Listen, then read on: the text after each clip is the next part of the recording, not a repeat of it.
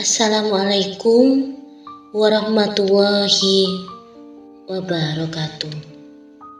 Salam Rahayu, Rahayu, Rahayu. Semoga semua makhluk berbahagia. Puji syukur kepada Tuhan semesta alam yang telah mempertemukan kita kembali dengan perantara video ini. Kali ini kita akan membahas istilah yang cukup fenomenal di dunia spiritual, yakni biasa disebut dengan kodam. Pengertian kodam. Secara bahasa, kata kodam berasal dari bahasa Arab yang artinya pendamping, penjaga, atau pengawal. Seiring berjalannya waktu, kata tersebut merujuk pada makna makhluk gaib atau yang tak kasat mata yang mendampingi seseorang untuk menemani, membantu, serta melindungi seseorang dalam menjalani hidup.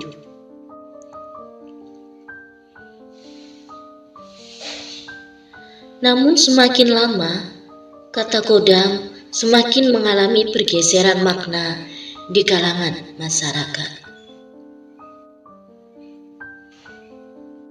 Banyak yang beranggapan bahwa kodam adalah sesuatu yang harus didapatkan untuk memberikan pada orang tersebut kekuatan, kewibawaan, bahkan kedikdayaan.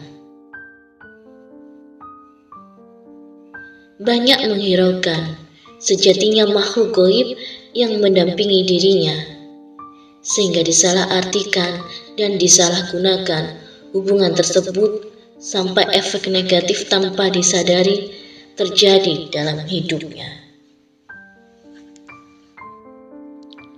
Berikut jenis-jenis kodam beserta hakikatnya, agar tidak membawa pengaruh negatif dalam hidup Anda. 1. Kodam bawaan sejak lahir. Kodam bawaan sejak lahir adalah kodam yang diciptakan oleh Tuhan untuk mendampingi Anda sejak Anda dilahirkan.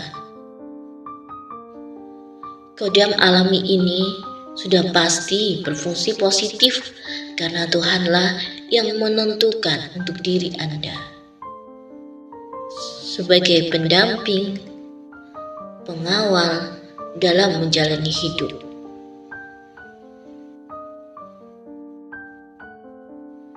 Rangkaian ciptaan Tuhan untuk masing-masing diri manusia pasti yang terbaik. Setiap manusia memiliki kodam bawaan sejak lahir dengan karakter dan kemampuan, kelebihan dan kekurangan yang berbeda. Kodam ini berupa unsur hewani dalam diri manusia, atau bahasa umumnya nafsu, serta sedulur papatnya, atau bahasa umumnya seduluran.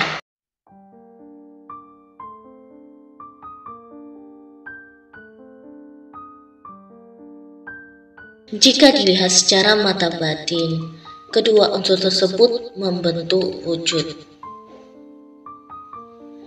Maka dari itu, terkadang kodam bisa terlihat seperti harimau putih, naga, ular, singa, dan hewan-hewan lain.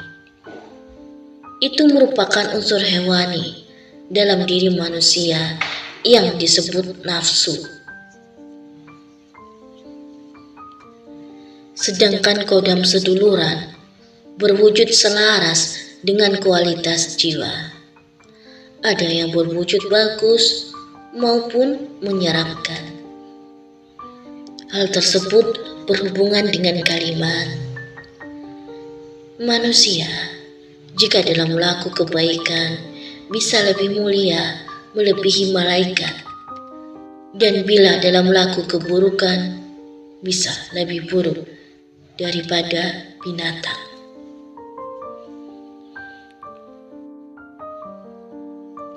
Dua, kodam leluhur. Kodam ini berwujud seperti manusia yang merupakan salah satu leluhur Anda, dengan pakaian yang melambangkan sejatinya beliau di masa hidupnya. Ini berkaitan dengan zat leluhur yang ada dalam diri manusia. Ini merupakan fasilitas dari Tuhan melalui jalur leluhur untuk membantu dan membimbing manusia.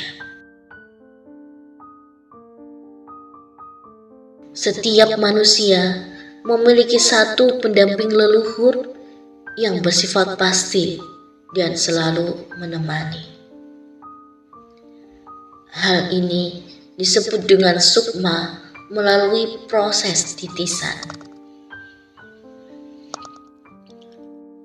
Meskipun terkadang ada seseorang yang didampingi lebih dari satu leluhur, semakin banyak leluhur yang mendampinginya, semakin banyak pula kelebihan dan amanah yang harus dia tuntaskan.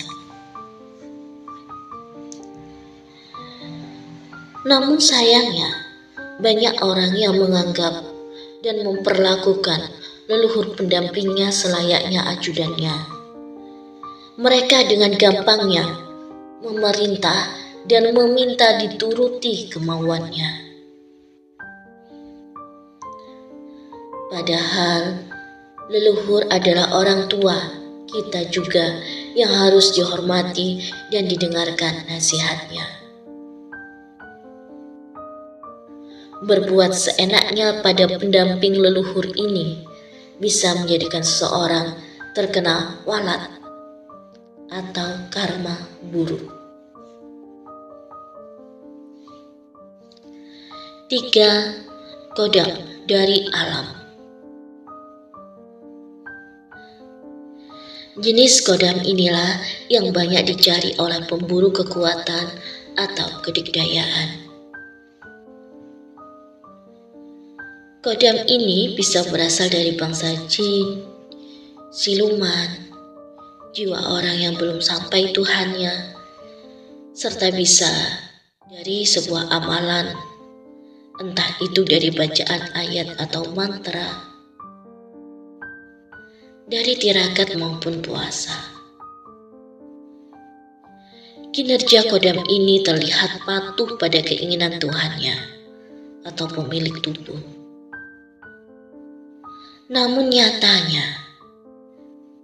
banyak dari mereka yang meminta-minta syarat atau imbalan, entah secara terang-terangan maupun secara diam-diam menggerogoti rezeki.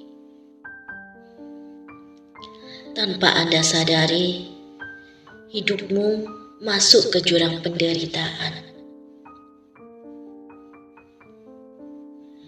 Meskipun punya kelebihan, kodam jenis ini punya banyak efek samping negatif yang jarang disadari pemiliknya.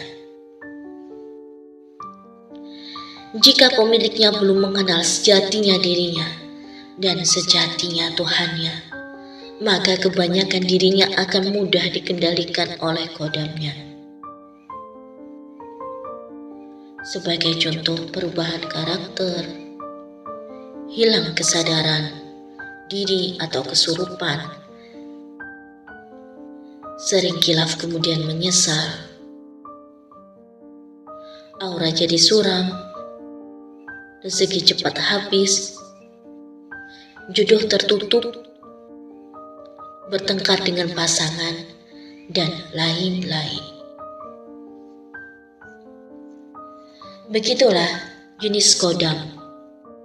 Intinya, jika ingin meningkatkan kualitas diri dan kualitas hidup atau nasib, Maka belajarlah untuk mengenal sejatinya dirimu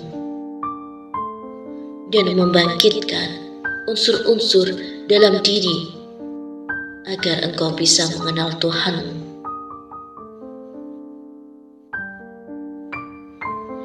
Jangan hanya sibuk dengan kodam sehingga melupakan hakikat kehidupan yang sejati. Demikianlah penjelasan dari kami. Mohon maaf jika ada pernyataan yang kurang berkenan. Semoga bermanfaat.